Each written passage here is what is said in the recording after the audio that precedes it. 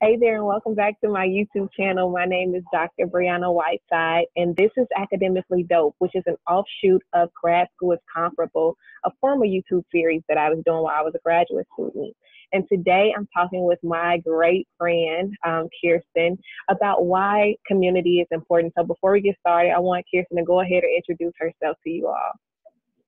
Hello, I am Dr. Khirsten Echols, and I recently finished my PhD at the University of Louisville, and I'm now an assistant professor of English at the University of Pittsburgh.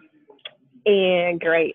So Kirsten and I both have a passion and a heart for graduate students because we are formerly graduate students. Like we just finished, and we're not far from that struggle. And so we both want to give back in the ways that we can to graduate students, and also give tips and strategies on how to make it and overcome, and not just perpetuate the problem, just saying that it's a problem. So with that being said, today we're going to talk about community and its importance. So Kirsten, I want you to start and tell them about your graduate school experience and why you believe community is important. Sure. So, I've gone straight through school, so K through PhD. So I think that's important to note because I did not take any breaks when thinking about schooling. Some of that was due in part to my own ambitions and believing that if I didn't do it now, I'm not sure if I would actually go back and do it, or not knowing exactly what would happen if I took a break, what that would mean, or how it could shift what was happening in my life. And so I kind of got tunnel vision. I told myself that these were the commitments that I would make, and that my 20s were the times that I was given to to school. And so that included grad school. I did not start my college journey believing that I would go to graduate school. In fact, I was told that I was going to graduate school by a mentor who saw something in me through coursework. And so I yielded to that, what I now to believe a prophecy about what I was supposed to do. And she even took it a step further to tell me that I needed to get a PhD. So I went to undergraduate school at Tougaloo College in Mississippi, and I wanted to be a medical doctor. And I wanted to be a medical doctor because that's all I knew. It was like doctor or lawyer, and that's what it meant to be successful. So I thought I wanted to be a medical doctor. I was smart. I loved science. I had a minor in math, and here I was believing this was the path. And then this professor told me I was going to grad school, and I was like, "What's that?" And so she was actually the first Black woman that I'd met who had a PhD. And so I kind of had a very clear model of what this looked like now. And so I started to get into a lot of research programs, summer programs, bridge programs, as you may describe them. And grad school became a part of the journey almost naturally in that way because of the path that I started to take. And so I earned my master's degree at the University of Alabama and my PhD at the University of Louisville, both in English.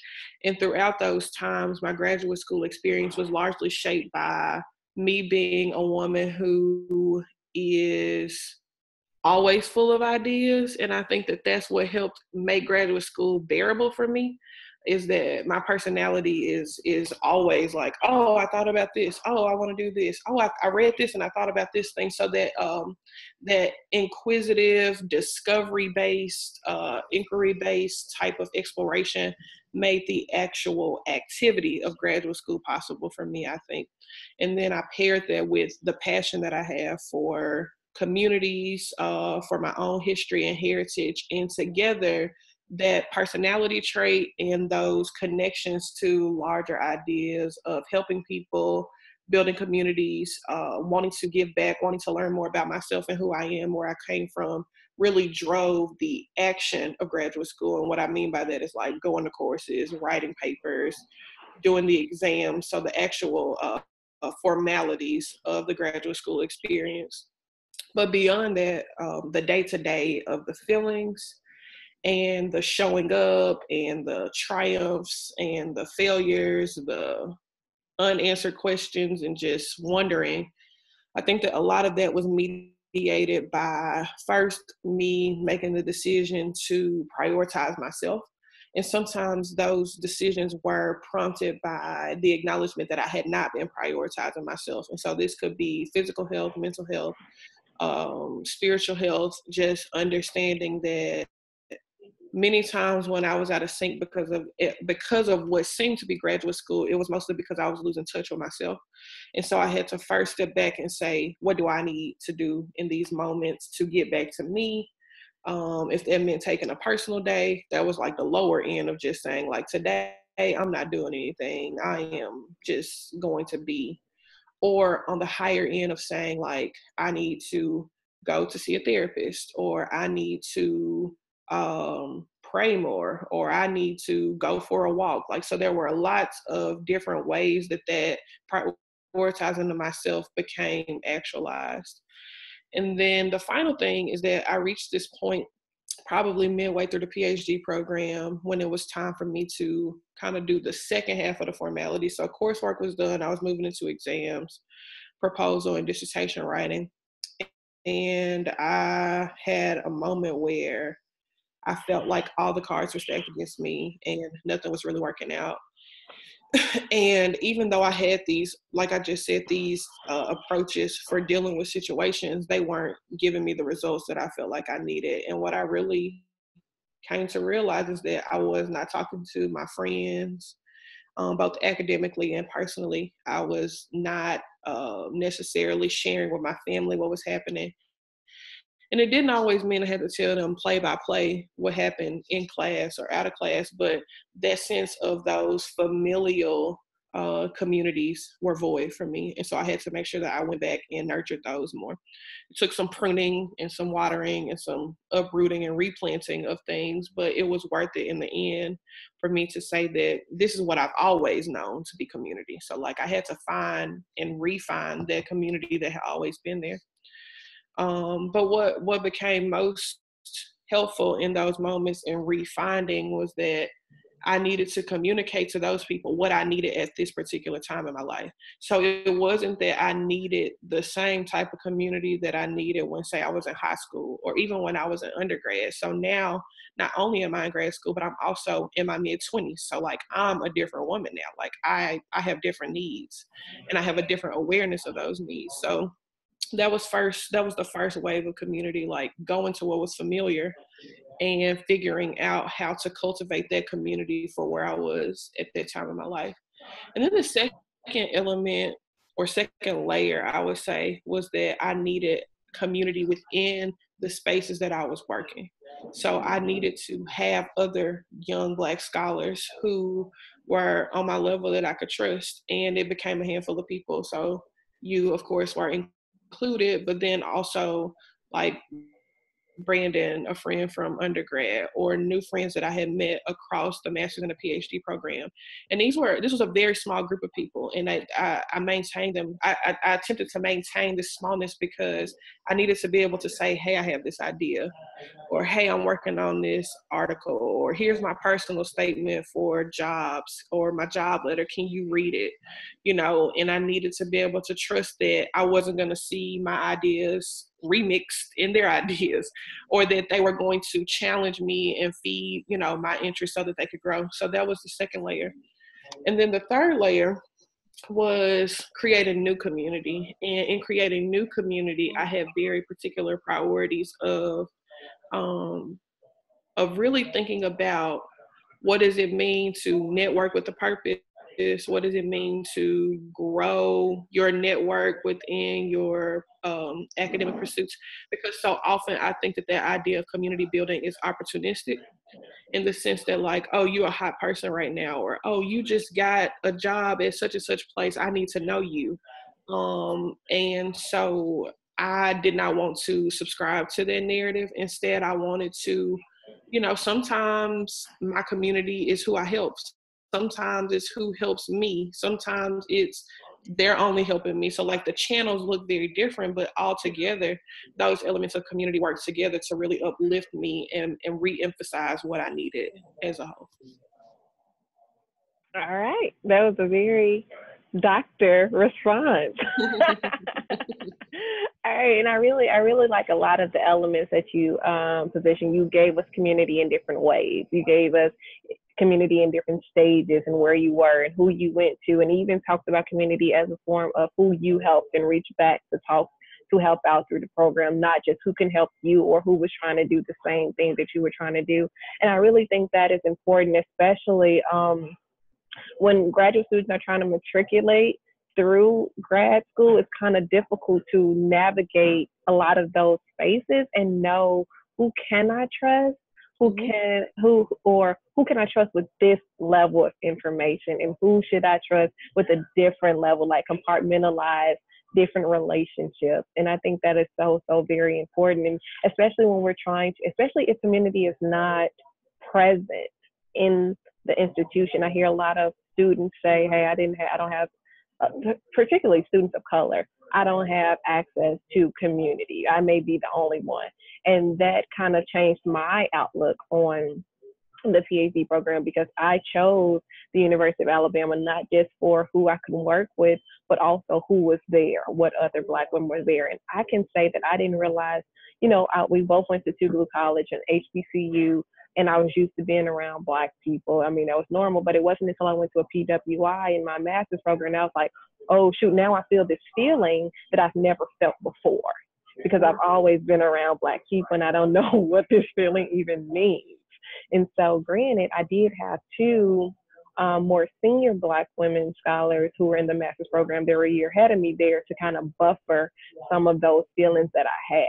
And then when it came time for me to go to the University of Alabama or to choose a PhD program, it was between two. One school, UA, had a lot of Black women in the English department, and the other school did not. And so I made that choice based on that. Like, I knew that I was going to need some support, and not just faculty support, but peer support as well. And so even though I was the only person of color coming in my year, there were people put in place ahead of me, like 1 year ahead of me, 2 years ahead of me, 3 years ahead of me, so we were all there. And then there were people who came behind me, and we formed this collective, and which, Khirsten, you're a part of, which was African American Women in English collective, where, we were gathered semesterly, and, just come together, fellowship, talk about what we're doing and things like that. And that really helped me through the graduate school process. Not only was I able to reach out to you, who was at the University of Louisville, hey, I'm struggling here, or this, I was also able to talk to the 4 Black women faculty who were in the department, or the Black women who were ahead of me, like, I don't know how to do this thing. How did you do it? I need to talk. I'm freaking out. I don't feel good about myself today. And right. They were able to understand, and I was able to be vulnerable in a way that was challenging for me, because I don't like to be vulnerable, but it was also cathartic for me, because it was like, you really just need to admit when you don't have it all together, and you don't have it together. And so my graduate school, I want to say my experience was kind of buffered from a lot of things that I would have felt if I didn't have that community in place. Now, we know that some people don't have physical community in place. So, Khirsten, what would you suggest, and what have you all you and your colleague Lou come up with as a remedy to that? Right. I think that sometimes it's so funny that all of this is happening how it's happening. So, just yesterday, I had a video conference with advanced undergraduate student about grad school. And so I'm using that to say that, number one, sometimes you have resources around you that you may not be tapping into, just to say, like, hey, this feels like a lot. Do I really want to go to grad school, or how do I do this thing? So just doing that to say that sometimes we see these people around us and we feel like, oh, they're too busy, or, oh, this is that. But a text message, a phone call sometimes can make a huge, huge difference in reaching out without assuming or deciding how people's schedules are is important. I mean, we all do that. But and let me interject there, because I know for sure if one of us, if someone had access to you or I, and we were busy, we'll say, let's schedule this time to talk about this, because we know the importance of having someone to talk to. So yeah, we may be busy, but we're also willing to create time to help someone else out, because someone created time for us. Yep, no doubt. And then the second thing, I do have a pretty active social presence, more on some platforms than others. But there was a young man who reached out to me on Twitter just to say like, "Hey, I'm starting a PhD program at Tufts, and I heard that you're a part of this organization that helps graduate students." And so there, I'll talk about the organization next. But there's some things I do organizationally. But in that conversation with him, I just said that like, don't ever hesitate to just say, "Hey, I need to vent," or "Hey, I need to talk," because sometimes, just as is the case in your regular happenings and relationships, I think that it goes a long way just to hear people say that, like, if you need anything, just call me or email me or what have you. And so I try to, when I feel inclined to do so and I feel empowered enough to do so, I do try to say like, reach out if you need me, because I also try to keep a healthy balance between like, Yeah. to whom and under what pretenses am I encouraging or providing advice, because I'm also going through multiple transitions myself. Yeah. So it's not always that I have the right things to say. But I try to make sure that when I am offering that I can do it from a place of wisdom and discernment to Mhm. guide someone else's That's journey or good. even just encourage them. And then finally, organizationally, um, my colleague Lou Mirage, who's also an assistant professor at the University of Pittsburgh, and I created D-Black, which is Digital Black Literature and Literacies and Composition. We founded it 2 years ago, which sounds really crazy to even say, because it's manifesting in ways that we only dreamed of, and it's happening in a beautiful way. But we founded this organization that is a virtual and in-person network for Black graduate students. And so even though we have these specific disciplines of literature, literacy, and composition that we are thinking about, we're really more broad in the sense of thinking about Blackness, about thinking about art, about rhetoric, about language. And when we really start to think about it, those things start to connect to sociology, to community work. And so it's really a multiple interdisciplinary, multifaceted, however, all the adjectives that you could think of, description, because when we think about the work that we do, is never boxed into one idea. Absolutely. So the goal with the community is to think about, what do graduate students need? Sometimes those needs are not always spoken or pronounced. And so some things we do are, thinking of ways to create motivation, create scholarships, create funding support. We are also thinking about more tangible things like writing support. So right now we have a virtual writing group going on, where we're going to have 11 sessions over the next 5 weeks, and they have scheduled times. There's a site for interaction. All this information can be found at dblac, that's dblac.org. Now, is Or, this free? pardon? Is this free? Yes, it's totally free. As it stands, most of the projects that we're hoping to do through DBLAC will be completely or minimally at cost or for graduate students. So the virtual writing group is free. It's at your own discretion. So like, we have times. So tomorrow we have a meeting from 10 to 1. You may only be able to write for an hour. You can pop in, pop out. But our goal is to just create support and accountability, because it goes a very, very long way. I know for Mhm. us, during a dissertation, we would get together and write at a coffee shop. Sometimes it's like seeing somebody else doing something, Mhm. or getting Mhm. you out of your house, or having that accountability to say like, log in and tell me what your goals are today.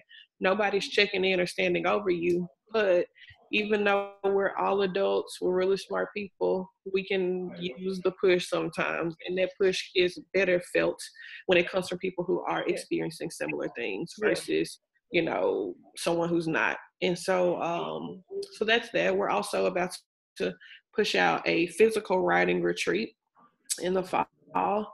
We're having a reading series where we'll invite scholars in to talk about their works. It's just going to be a lot. This year is going to be jam-packed with lots of possibilities for Black graduate students. It's also important to note that the virtual writing group is open to all writers. regardless of background, regardless of discipline. Our goal here is to think about what best practices do we have as Black people, which is usually communal, and how it can be translated to the masses, that anyone can benefit from community when it's used in effective ways. And so that's one of the main tenets of the organization, and we're hoping to let that manifest through the virtual writing group. So if you're watching this video and you've been trying to get started on a project, or you stuck on a project, or you working on applications, or the next moment in your life or education or just your general journey, or if you just want to blog and vent, whatever you're working on, it feels good to log in and see 6 or 8 other people writing at the same time as you. So feel free to reach out and join the group. I am so excited about Deep Black, not only because Khirsten is one of my great friends, but because I really believe in the work that they are doing. I really believe that Deep Black is a solution. And for me, I get tired of hearing the problems. I'm like, okay, but how does they get us free?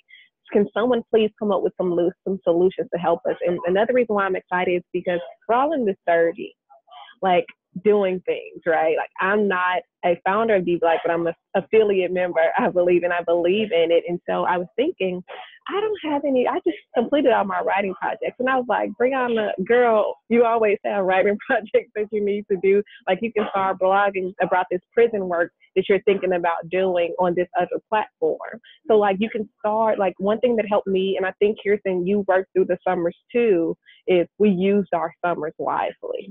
That didn't mean like we worked ourselves like we do during the semester, but we did work in the summer. And that kind of set us up to be able to finish grad school in 4 years. So I encourage y'all. It also gave us balance to not only, No, go.